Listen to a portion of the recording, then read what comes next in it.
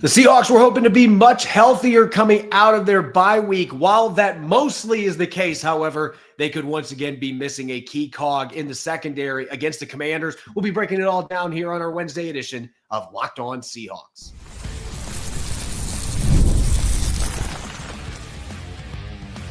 You are Locked On Seahawks, your daily Seattle Seahawks podcast. Part of the Locked On Podcast Network, your team every day. Greetings, 12. This is Corbin Smith, host of the Locked On Seahawks podcast, your daily Seahawks podcast, part of the Locked On Podcast Network, your team every day. Glad to be joined here for our Wednesday show by my co-host in crime, Rob Rang. And a special thanks to all the 12s who are tuning in, whether you are listening in from Ridgefield, Washington, or you are tuning in from Fort Wayne, Indiana. We appreciate each and every one of you for making Locked On Seahawks your first listen 5 days a week. Officially kicking off the practice week, gearing up for Seahawks Commanders. Plenty of injury news to break down, mostly positive, but one big negative that we'll be diving into. And then it's matchup Wednesday. We'll be breaking down all of the key positional battles to watch in primetime Sunday night. Seahawks Commanders brought your way courtesy of our friends over at Gametime. Download the Gametime app, create an account, and use the code LOCKEDONNFL for $20 off your first purchase. Now for your lead story here on our Wednesday edition of Locked On Seahawks. Coming out of a bye week, you would anticipate that an NFL team is going to be much healthier, especially for the Seahawks in their secondary. They've been missing some key pieces for multiple weeks. And Mike McDaniel, I keep wanting to say McDaniel for some reason. Mike Macdonald, there's too many Mike Micks in the NFL, Rob. Mike Macdonald, for whatever reason, he said that the Seahawks expected to have Julian Love and Devin Witherspoon and Derek Hall all back coming out of the bye week. For two of those players, it's trending in the right direction. But unfortunately, not all of the news on Wednesday before practice was good from Mike Macdonald. And in particular, it's with Julian Love with this comment. The only thing that's new is Julian Love had a bit of a setback with his hamstring last week, so he won't practice today. And game status right now is in jeopardy. We'll work through that the rest of the week and moving forward. Anytime I see the words in jeopardy, immediately my red flag meter goes off. And later in the press conference, Macdonald said that they were considering injured reserve at this point. That is not a good situation for Seattle in the secondary. I will be shocked if he is playing in this game with the information we received today. Maybe there will be a lucky break and he'll feel good and be able to play. But this sounds like this re-aggravation, Rob, might have been setting Julian Love up to miss significant amount of time with a soft tissue injury that just isn't seeming to get better at this point. Yeah, the Seahawks are very fortunate in that Ty Okada has played as good a football as he has because, yeah, everything that we heard on Wednesday's press conference suggests that Julian Love, Seattle's Pro Bowl safety, may very well be out for the next month.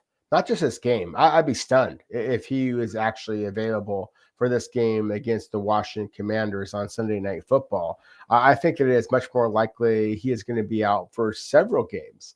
And so, again, this is significant news. It is also significant news that the Seahawks are likely to have Devin Witherspoon, Derek Hall, Robbie Oots back. But on a negative note, to not have Julian Love back, in his instincts, his playmaking ability, it is something to take note of, because you are going up against a Washington Commanders team that is desperate, that has the reigning NFL Rookie of the Year, returning for Washington, and this is a club that again has shown an ability to throw the ball deep over the middle.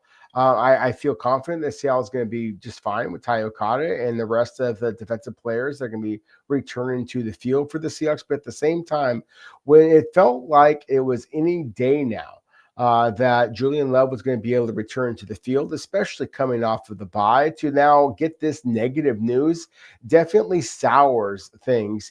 Right as just a couple of days ago when Seattle jumped up to the top of the NFC West division. It's definitely a depressing news line to add to this week when fans were expecting to see all of these players back. But if you're looking for a silver lining here, not just the fact that Devin Witherspoon was a full participant today and Derek Hall's limited, so he's working his way back, has a chance to play this week against a team that's going to be down to backup left tackle and is going to be playing a rookie on the other side. This could be a game where having Derek Hall back is a big deal. However, the real silver lining here is that Washington, even if Jayden Daniels is back, they've already ruled out Terry McLaurin, their star receiver, who re-aggravated a quad injury that he's missed several games with on Monday Night Football against the Chiefs. So he's already been ruled out. And this is a team now that has not had Daniels and his top receiver in the lineup since week 2. That's going to continue for at least one more week. The Seahawks don't have to worry about dealing with McLaurin and his theatrics working on the sideline and his route running skill, the ability to win downfield. That won't be in the lineup for Jayden Daniels to throw to. So both teams are going to be missing key pieces there in this game. So I guess you can look at it from that standpoint. It is significant. And luckily, Ty Okada, as you mentioned, he's played solid football and he's playing with more confidence by week. Seattle's got 3 safeties they're very confident, 4 really with DeAnthony Bell as well. So they're going to be able to do some things to offset that. Would have loved to have Love out there, but at least from Washington's standpoint, defending them, you don't have to worry as much about having McLaurin out there on the outside. And it takes away some of their vertical capabilities because most of the other receivers the Commanders have are more of intermediate attackers, players like Deebo Samuel, who's best with the football in his hands, short catches, let him go to work. They don't really have that deep ball threat right now that can stretch the field and open things up for everybody else. So both these teams are going to have to make adaptations, missing key players going into this game when it comes to Washington's passing offense against the Seahawks coverage. Yeah, I love that you mentioned that, Corbin, because the Washington Commanders made some interesting decisions, into this season. And just the way that they have kind of set up their roster. They have 5 wide receivers on their active roster, now 4. Because as you mentioned, with Terry McLaurin being declared out, they now have Deebo Samuel, Luke McCaffrey, Chris Moore, and Jaylen Lane. Jaylen Lane is the one speed threat of that group. Otherwise, you're talking about a trio of receivers who are in that 6 foot to 6'3" range that are more size and strength rather than speed and elusiveness. So Seattle's defensive backs should be able to kind of body up this receiving core. And it also bears mention that Laramie Tunsil, the all-pro caliber offensive tackle that Washington made a trade for to play that left tackle position, he also missed Wednesday's practice. Now, he may wind up being available in this particular football game, but still, the offensive line is a positional group for a lot of teams, Washington included, that is one that, if you lose one player, then it can have ripple effects. And I think that this is a defensive line and a linebacker core, of course, that Seattle has been able to rack up 23 sacks in 7 games. We've seen a couple of back-to-back dominant performances from Seattle's pass rush. Jayden Daniels is so elusive that it's going to be difficult to sack him. But at the same time, if you get any kind of consistent pressure on him, then I think that makes that much more of an advantage from the Seahawks standpoint. And there's no question about it. Washington's best pass blocker is Chris Samuels. And so if they are missing him, then that is definitely an advantage in the Seahawks' favor. Yeah, I think that both these teams are dealing with some significant injuries. And when they're going to be playing Brandon Coleman most likely at the other tackle position this week because Tunsil injured his hamstring. And that's kind of become an injury that you expect a guy is going to miss a game. Now, maybe an offensive lineman can make it back quickly, but especially with one less day to heal with them playing on Monday, most likely Seattle is going to be playing a rookie on one side of the offensive line and have a backup that got benched from his guard position is now slid back out to tackle, and Brandon Coleman starting at the other tackle position. That could be a big advantage for the Seattle Seahawks. And I'm feeling we might talk a little bit about that because guess what? It is matchup Wednesday. When we come back, we are going to look at the Seahawks on offense going up against Dan Quinn's defense for the Commanders. That's coming up next year on our Wednesday edition of Locked On Seahawks. Mazda crafts cars for those who choose to do more than simply move. They follow what moves them every time they drive, and that's what makes Mazda stand out. They go beyond safety, style, and performance to deliver a driving experience that feels alive in every detail. As an athlete focuses on all those details, Mazda does the same, whether it's the metallic accents or hand-stitched Napa leather. You can feel it the moment you get behind the wheel, the smooth handling, intuitive controls, and standard all-wheel drive in every crossover SUV, whether it's a quick drive to practice or a weekend road trip. Mazda makes everyday drives feel special. It's the small details that make the big plays. And just like there's more to every player, there's more to a Mazda vehicle. Mazda, move and be moved. The NFL season is approaching the midway point. Honestly, there's nothing better than being in the stadium surrounded by fans cheering on your team. But let's be honest, getting tickets, it can be a hassle, whether it's login screens, prices jumping a bunch at checkout. All these things can be frustrating. That's why I use Gametime, the app that gives the advantage back to fans. Gametime is fast, easy, and backed by the Gametime guarantee. You're always going to get 100% authentic tickets delivered on time and at the best price. Plus, all the fees are included, so the price you see is the price you pay. No tricks. I pull up on Gametime and in just a couple taps, I see amazing deals. I'm talking your favorite NFL games as low as $80 to $90. The app makes it super simple. I can even see the exact view from my seat before I buy, and they offer zone deals as well. You pick the section, Gametime picks the seats. You save big. Download the Gametime app, create an account, and use the code LOCKEDONNFL for $20 off your first purchase. Terms apply. Again, that's the promo code LOCKEDONNFL for $20 off. Swipe, tap, ticket. Go download Gametime today. You're listening to Matchup Wednesday here on the Locked On Seahawks podcast. I'm Corbin Smith. Glad to be joined as always by my co-host in crime, Rob Rang. And a special thanks to each and every one of the 12s tuning in. Thank you as always for making Locked On Seahawks your first listen 5 days a week. We greatly appreciate your support of the podcast. As we do each and every Wednesday, it's Matchup Wednesday. Going to be looking at the key positional battles to watch when the Seahawks and Commanders duel in Landover on Sunday Night Football.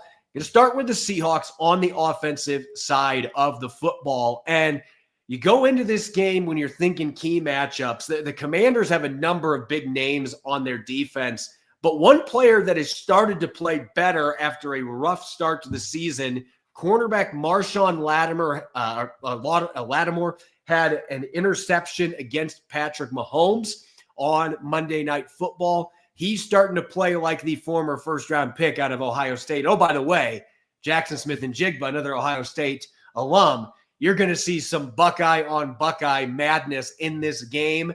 And Lattimore is clearly the Commanders' best corner. They've had to do some mixing and matching at their other spots, but this is going to be a matchup that's amped up a little bit by the fact that Lattimore and Smith-Njigba are both Ohio State alums. You know that they're both going to have a different type of boulder on their shoulder, wanting to outplay their other Ohio State alum on the other side of the football. Yeah, no question about it. And as you mentioned, Lattimore is coming off of a fairly impressive performance. Had a pick against Patrick Mahomes. He's only given up one touchdown reception so far this season. However, you watch the tape, the Falcons, the Packers, the Chargers, they all attacked Marshawn Lattimore. And I think that the Seahawks are going to feel very confident that, between JSN and Sam Darnold, that they have the rapport to be able to do exactly the same. So I do think that this is a matchup that looks really interesting on paper, but at the same time, I think the one that the Seahawks have some advantage of. And then when you look on the other side of the field, you have the fact that the Commanders invested a second-round pick in Trey Amos, a very talented cornerback, but again, one who has given up some big plays. Mike Samuelsall is a really talented nickel defender. He is a guy that specializes in the big plays. But again, I think it's a fascinating matchup when Seattle brings in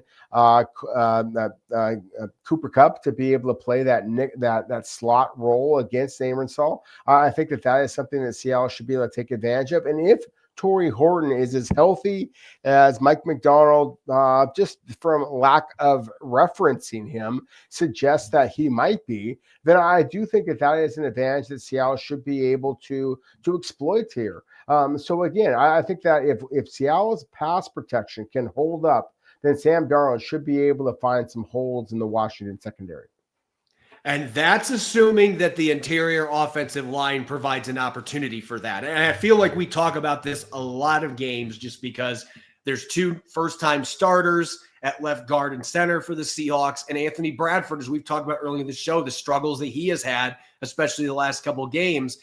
The Commanders lost Jonathan Allen this offseason. They released him as a cap casualty, but this is still an interior defensive line that's got quite a bit of talent. And I've always felt like Daron Payne is one of the most underrated interior defenders in the league. He's only got 1 sack this year, but he's got 5 quarterback hits. He's been a monster defending the run as well. He's been a real nuisance pressuring quarterbacks from the interior. He's a guy that can win as a 1-gapper and a 2-gapper. Daron Payne can be a real issue for interior offense, especially ones like the Seahawks, where I worry about him going up against Gray Zabel because of his power. That could be an issue for the rookie. And Anthony Bradford, the power turned into speed. He's had issues even with big guys doing that. Daron Payne can win against anybody. And so Payne is a player that definitely concerns me. The Commanders have a few other guys in the interior that can do some damage, but Daron Payne is the one that I circle and look at like he is a player that the Commanders have that I don't know if he's one of those take games over type players, but he can absolutely make things a real nuisance for opposing offensive lines and get after the quarterback and get after running backs. So again, the onus is going to fall on that interior offensive line to be able to get that run game going and protect Sam Darnold enough that he's going to have a chance to be able to take some of those shot plays that the Commanders have given up quite a few of this season. Yeah, no question about it. I mean, the Washington Commanders have 22 sacks over their first 8 games. Seattle has 23 sacks over 7 games. So if you are a Seahawks fan who is thinking, hey, Seattle's pass rush has been dominant, then Washington's is right behind you. And I think that the strength of this club, in my opinion, is in the interior of the defensive line. You mentioned Daron Payne, Javon Kinlaw, former San Francisco 49ers first-round pick, who has shown plenty of flashes and has had some spectacular performances against the Seahawks in the past. Eddie Goldman, former second-round pick of the Chicago Bears. Jerzon Newton, a player that I personally thought was going to have more of an immediate impact, and he did. Then the Seahawks, Byron Murphy II, a year ago, and that he has not been as productive this year. Arguably his most, noteworthy play so far has been a tackle for loss and an unnecessary roughness penalty against Patrick Mahomes in the end zone on Monday Night Football this past week. But at the same time, these are a number of interior pass rushers the Washington Commanders have that could give the Seahawks all sorts of trouble. And so if you are like me and you have watched these games here with Sam Darnold and you've acknowledged the fact that he has played with great poise, certainly great precision, but at the same time also seeing that there are some cracks in the foundation. There have been times in which pressure has forced him to fumble the ball, to throw some kind of just inaccurate passes. This is a Washington Commanders team that could create similar problems for Sam Darnold in this game. I do think that this is one of the matchups that is absolutely critical to Seattle winning and getting the victory on the road here. So again, Seattle's interior offensive line, they had better buckle up their chin straps because this is a really quality interior defensive line for the Washington Commanders that could turn this game on its side. And I do think that there is one thing, and I'm looking forward to talking more about this on Friday when we're dishing out our game plan. But if there's one thing that can really help neutralize that interior presence that the Commanders have, the Chiefs did a really good job in the second half Monday night of starting to attack the edge to the perimeter with the run game. And as great as Bobby Wagner has been throughout his career, and he still has value, he's still putting up pretty good numbers for Washington, but he's not near the athlete that he used to be. He does not get sideline to sideline the way that he used to. They lost Dorrance Armstrong off the edge, who was one of their better edge guys setting contain. The Chiefs were able to get that run game rolling off tackle and to the sideline in that second half, and it really opened up the entire rest of the offense.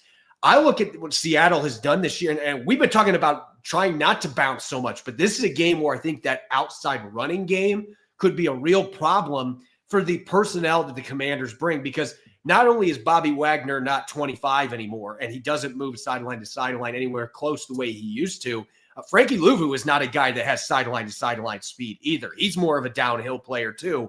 The Commanders don't have linebackers that I think are going to match up well with the running backs out of the backfield, those outside plays. Like, I would be really trying to stress those linebackers out and make them have to run, because I think that we've already seen in a few games that's really caused problems. And then the Commanders have to make adjustments with their line, trying to offset it. And then the interior, you can start to hammer it out.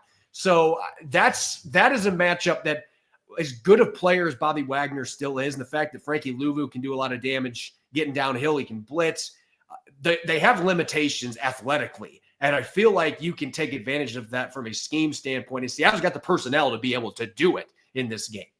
Not only in terms of the running back speed, but the tight ends as well. I think that was one of the things that we saw that Kansas City did. I mean, Travis Kelce had a touchdown. Rashee Rice, Andy Reid, the incredible play caller that he was able to match up a wide receiver against Bobby Wagner. And I don't know that we will see Seattle do exactly that, but I do think that this is, a positional group for the Commanders that Seattle should be able to take advantage of. Look, I have too much respect for Bobby Wagner to throw too much shade his way, as well as Frankie Louvu. I mean, the Washington They're good players. Don't get me wrong. Exactly. I mean, Frankie Louvu, again, same kind of a guy. He is at his best downhill. Washington's primary backup inside linebacker is Nick Bellore. Seahawks fans are going to remember him. I mean, he is very instinctive. He is at his best moving north and south, not east and west. That there are some advantages to be had here. And so I think that this is one of those games where the Seahawks should lean a little bit more on Kenneth Walker III and his ability to bounce outside. They also should take advantage of the Washington's linebackers, struggles in terms of coverage. I do think that this is an advantage you can take, in this particular game. The Washington Commanders, Corbin, have given up 15 touchdown receptions so far this season. I watched all of them on tape. 5 of them came against tight ends. Now, none of them were the deep down the seam kind of, variety. So I don't think this is necessarily an Elijah Arroyo type of a game where he's able to break a 30, 40, 50-yard play, but this could be A.J. Barner getting another score and kind of flexing a little bit, and just proving that he is the tight end that should be getting a little bit more national attention. When we come back, we are going to shift gears. Seahawks on defense going up against Jayden Daniels and the Commanders on offense. That's coming up next year on Matchup Wednesday on Locked On Seahawks.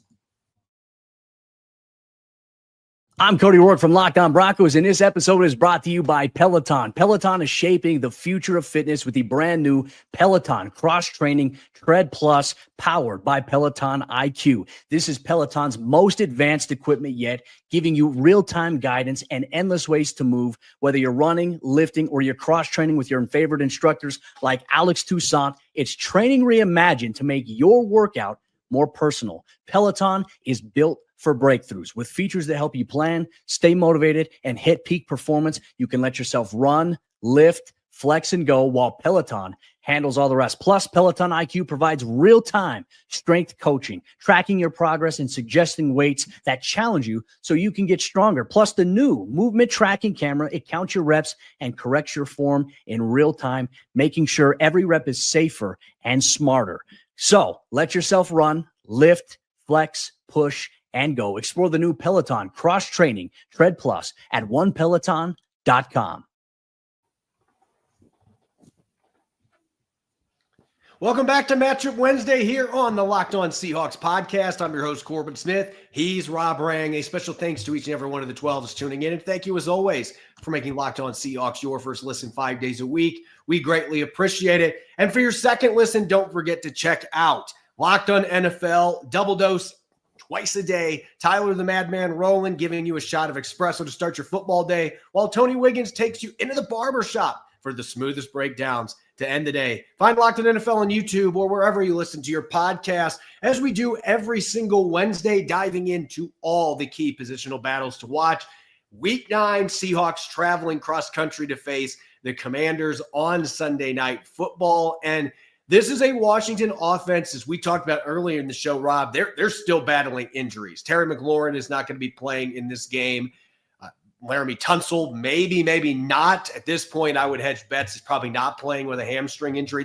They've had a number of key players out of the lineup, and quarterback Jayden Daniels has missed several games too. He did return to practice today as a full participant after sitting out Monday night against the Chiefs. So they're hoping to have him back at full speed, and that certainly makes this a much more dynamic offense. No offense to Marcus Mariota, who's one of the better backups in the league, but Jayden Daniels is that guy. He's a phenomenal young talent with dual threat capabilities, won Rookie of the Year last year. So I think we got to start right there when you're looking at Washington's offense that has the third-ranked rushing attack in the NFL. For a while, they were number one. And part of the reason this team is so difficult to defend with the run game is because of the quarterback. Jayden Daniels, you can run design QB keepers, read options with him, but he's also so dangerous when he doesn't have receivers open and he just decides to vacate the pocket. He can do a lot of damage quickly as a runner that way. So I'm looking at the Seahawks linebackers, Rob. Ernest Jones, Drake Thomas, you're going to be tested a lot in this game. They're going to have some spy schemes out there where they have one of those guys spying on the quarterback. There's going to be plays where he gets out of the pocket that they're going to have to try to run him down, which is never easy. And the extended coverage that it creates with him as well. I'm looking at this versus the run game in general, but also the fact that it can put a lot of stress on these linebackers with lengthy coverage assignments as well.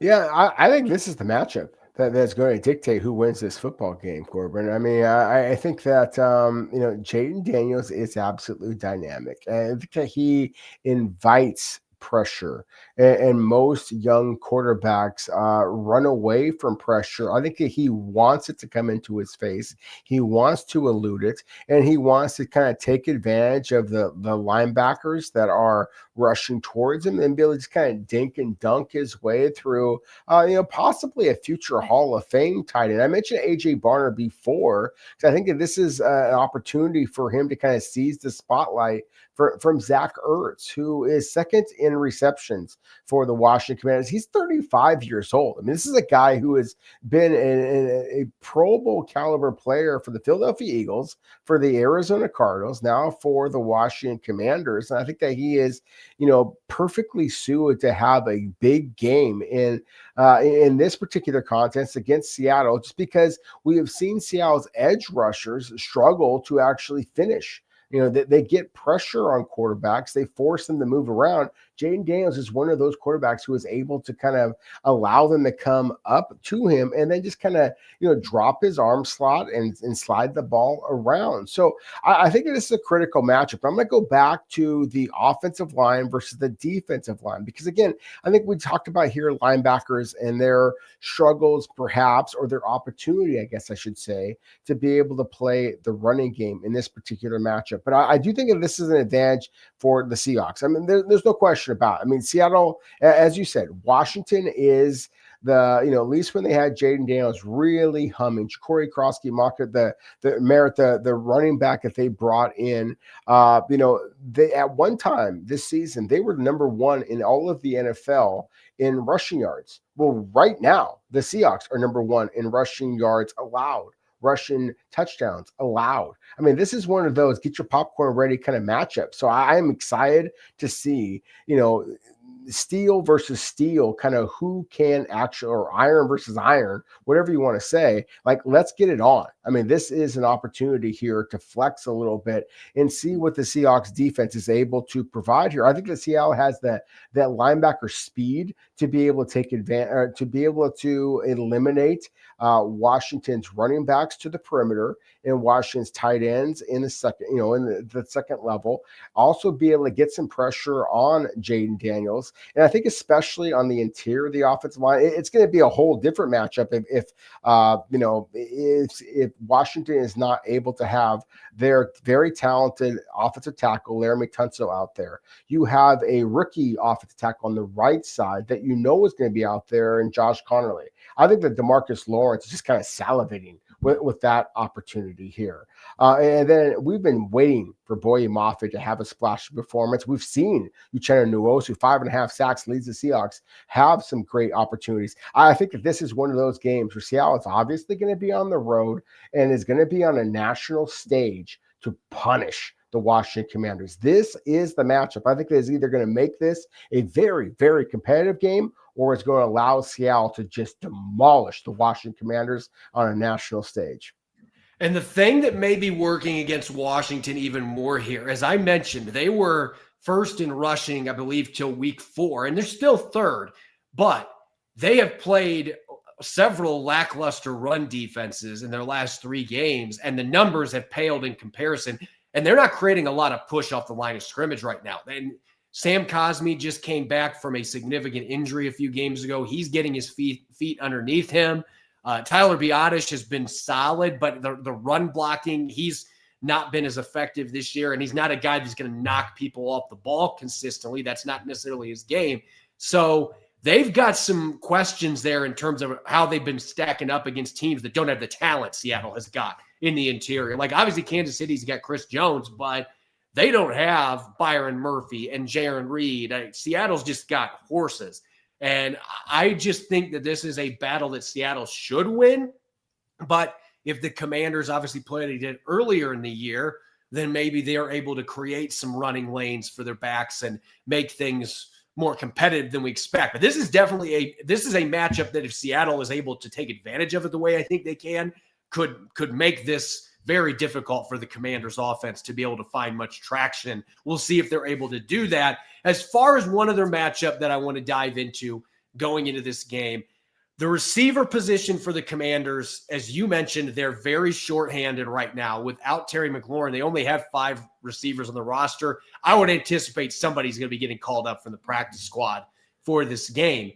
But this is a unit that just doesn't have the burners without, and Terry McLaurin, I'm not going to sit here and say Terry McLaurin's like a 4-3 guy, but he's able to win downfield. The Commanders don't really have a receiver that is consistently going to be a take the top off the defense type of threat. They have a number of players that are at their best, as we mentioned with Deebo Samuel, where, look, we're going to get the ball to you quickly and let you turn into a running back after you get the football. And Seattle's had issues with that in the past. We know that from those matchups with the 49ers all those years. Deebo Samuel's had some massive games against the Seahawks, and Seattle's missed a lot of tackles this year. They're second in the league for missed tackles. That can't happen in this football game. I'm not concerned about Seattle getting beat downfield a bunch of times necessarily without Terry McLaurin. I do have concerns if Jayden Daniels is able to maneuver the pocket and then he extends plays, then he dumps it out to somebody like a Deebo Samuel, that he's going to get some one-on-ones that he can break tackles, and that could cause some real problems in this game. They have got to get ball carriers to the ground once they have the football in their hands. Which I love that you mentioned that, because that is, of course, one of the things that Julian Love does so well. And the fact that we were expecting that he would be on the field for the Seahawks. And as Mike Macdonald acknowledged here on Wednesday October 29th, Julian Love is not likely to be on the field. So if you're joining us late, again, that is the big storyline here, is that Seattle's all-pro tackle, one of the most reliable open field tacklers in all of the NFL. He is not likely to be available in this football game. And I agree with you, Corbin. I mean, I look at the Washington Commanders receiving core, and of the guys that they are likely to bring up from the practice squad, you're going to recognize a couple of these guys. Robbie Chosen, he was with Seattle there for a little bit. He's jumped around with all kinds of teams in the NFL. Treylon Burks, former first-round pick of the Tennessee Titans, now is with the Washington Commanders on their practice squad. He doesn't have elite straight line speed. Ja'Cory Brooks is a rookie. Jacoby Jones, another rookie. And then I mentioned before on their active roster, Jalen Lane. These are three rookies that I am excited about, but at the same time have absolutely very, very little, I should say, NFL production to speak of. If Seattle is able to play quality coverage, and we have seen quality coverage from the Seahawks throughout this entire season, then they should be fine. At the same time, as you mentioned, we have also seen some missed tackles from the Seahawks. And this is a team that does have the quarterback who has that kind of magical make you miss kind of an ability, as well as some receivers who do have some straight line speed, who do have some elusiveness with the ball in their hands, that they can take one big play and turn it into a touchdown. And so I do think that this is a matchup that bears watching for the Seahawks. That said, I do think that Seattle has a significant advantage. If this was the game that was at Lumen Field, I think that Seattle would roll. I do think that the fact that it is on the road, and obviously Seattle's had a great deal of success there, but at the same time, the fact that it's on the road, that you have Jayden Daniels coming back from injury, you have a desperate Washington Commanders team, and again, one on a national stage that evens the playing field a little bit. So in my opinion, Corbin, this is going to be one of the more fascinating matchups. This is either the game that is going to propel Seattle to prove that they are the clear-cut NFC West leaders, or it's going to kick them back down the line a little bit, looking up at the rest of their opponents in the division. Before we go, real quick, we read the comments, and a couple of you have asked this.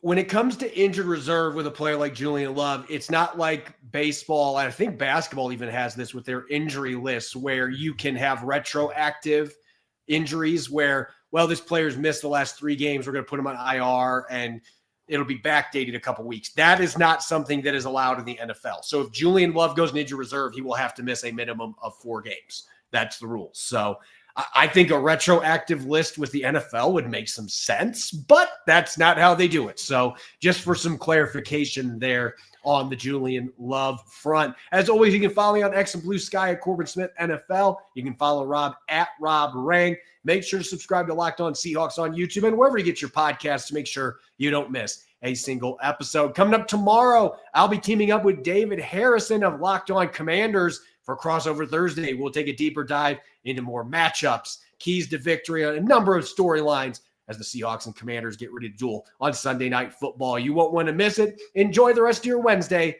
Go Hawks.